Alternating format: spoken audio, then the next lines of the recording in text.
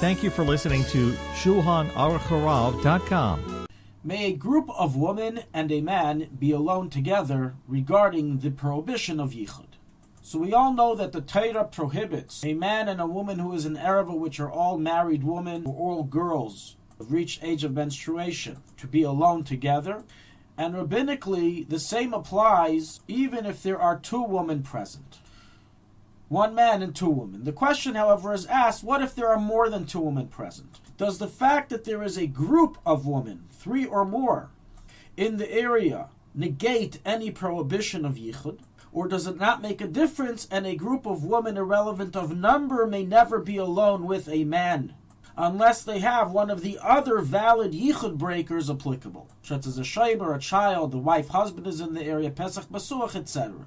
This question is very relevant and common and comes up in various situations and scenarios, such as, for example, a group of girls or women would like to take a bus or a cab to a certain area, and the cab or bus driver is a male.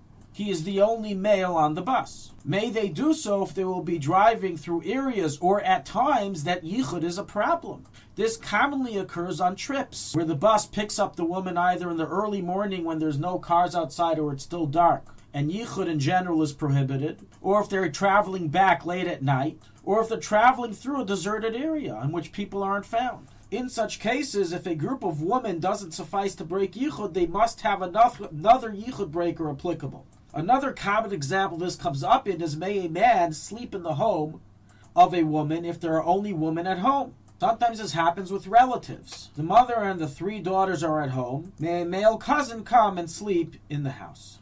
So regarding this matter, we have a major machlekes dispute amongst the Rishonim and the Poskim. One group of Rishonim and Poskim rule, yichud with one man is always prohibited no matter how many women are in the group. Even 1,000 women with one man has an Isser Yichud unless a different Yichud breaker has been applied, such as a Shaymer, a child, the wife of the husband is in the city, in the area, the Pesach Pasuch to the public, etc.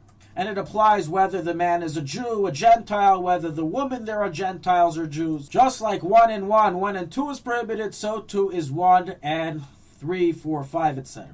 Who rules like this approach? So is the opinion of the Mechaber in Even HaEzer, chapter 22, halacha 5, first opinion of the Torah, the opinion of the Rambam, Tosfos Kedushin 82a, and many Rishonim and Achreinim, the Ramban, Ritva, Smak, Aguda, Kolbei, Mordechai, Nemadari, Rashal, Chida, and other poskim. Practically, this is the final ruling for Sfaradim, who follow the rulings of the Beis Yosef, and therefore for them it is a complete prohibition.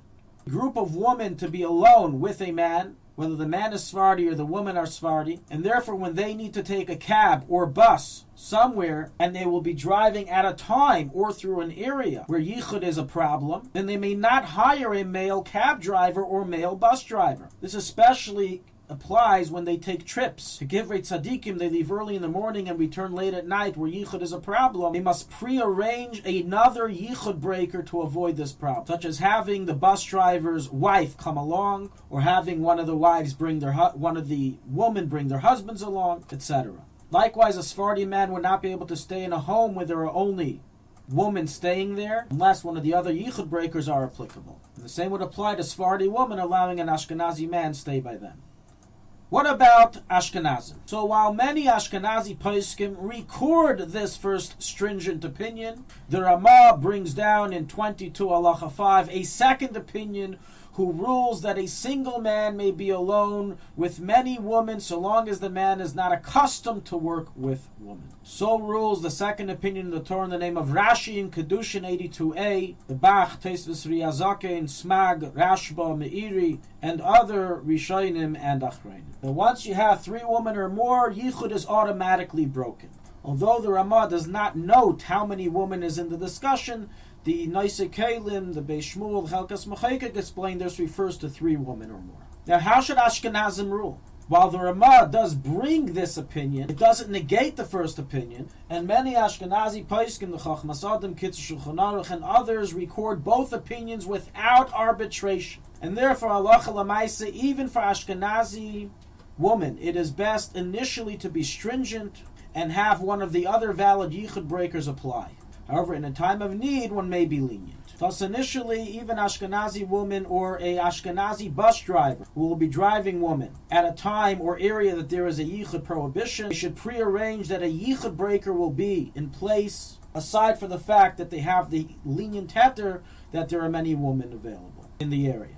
Likewise, initially, a man should not sleep in the home of only women if other yichud breakers are not applicable, even if there are 3 women or more. But what about in a time of need? So in a time of need, the poskim conclude that for Ashkenazim that they may be lenient to allow a man to be alone with 3 or more women. However, even so, this is not a clear-cut heter in all cases, as we will now discuss. First of all, we have a clear qualification brought in the lenient opinion, that the lenient opinion only holds of its leniency regarding a man she'ein iskayim anashim, who doesn't work with women. If he works with women, that is his occupation, and he's invalidated, and everyone agrees it's forbidden for him to be alone, even with many women.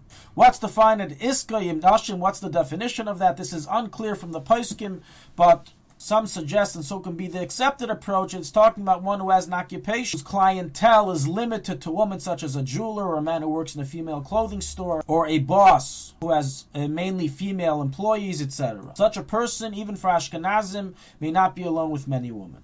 Furthermore, what about at night? Does the above heter of 1 man, 3 women apply at night? This is also majorly debated amongst the poskim. Some say at night there's no heter at all, even according to lenient opinion, so rules the Bach. Others say it applies at night, but only if 4 women are present, and others say it applies at night even if 3 women are present. Practically, as we already stated, Ashkenazim are to be stringent, lichatchila, just like Sfardim, to have other yichud breakers applicable.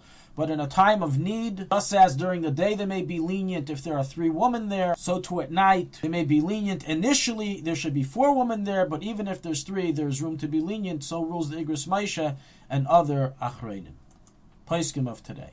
So practically, initially, when there's time and availability to arrange it beforehand, a group of women who will be alone with a man should always arrange a yichud breaker, such as the man's wife or one of the woman's husband, or more men to be on the trip. And in a time of need, Ashkenazi woman and Ashkenazi bus driver may suffice, with 4 women at night, and if necessary, may be lenient even with only 3 women at night. Thank you for listening to Shulchanaruchharav.com. Our free services of making Torah knowledge available to the public depends on donors like you.